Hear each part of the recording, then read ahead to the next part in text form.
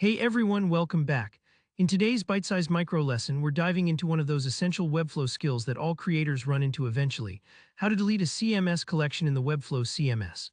Whether you're cleaning up old test content, restructuring your project, or just want a fresh slate, I'll guide you through the updated process step by step.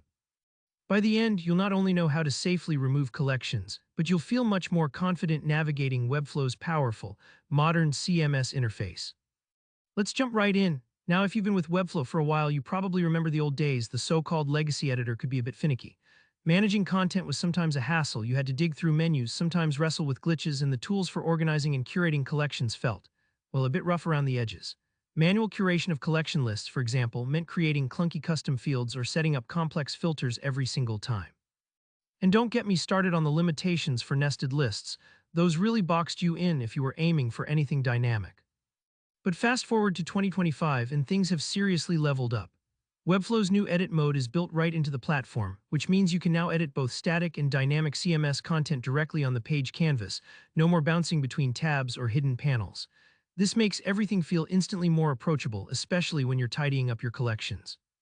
Let's say you want to delete a collection list from your project. First, head to the Add Elements panel. That's your toolbox for bringing in new content and features onto any page. In the search bar at the top, type Collection List. You'll see the collection list element pop up. Just drag and drop it onto your canvas if you want to experiment. Here, where things get simple, if you need to remove a collection list, just click on the collection element on your canvas to select it. You'll see the blue outline appear, which is Webflow's way of confirming what's selected. At this point, you can hit the delete key right on your keyboard, quick and easy.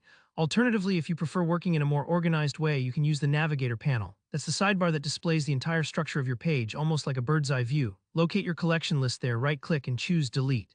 Both methods instantly remove the collection from your project. Now, a quick pause. Don't worry if you were expecting a complicated process. The new interface is built to be intuitive, and you're not going to accidentally wipe out your content. Webflow will prompt you for confirmation if you try to delete a whole CMS collection structure, so you'll have a chance to double-check yourself. Also, remember that deleting just a collection list from a specific page doesn't delete the data, just the element. If you want to completely remove a CMS collection and all its content, you'll need to go into the CMS panel itself, select the collection, and choose Delete Collection. Webflow will once again ask you to confirm, so you have that safety net. And for power users, the new 2025 update brings enhanced asset management, easier localization, and even AI-generated sample data for creating collections. These features make cleaning up and organizing your projects feel less like a chore and more like having a smart assistant lend a helping hand. So that's the streamlined, stress-free way to delete collections in Webflow CMS.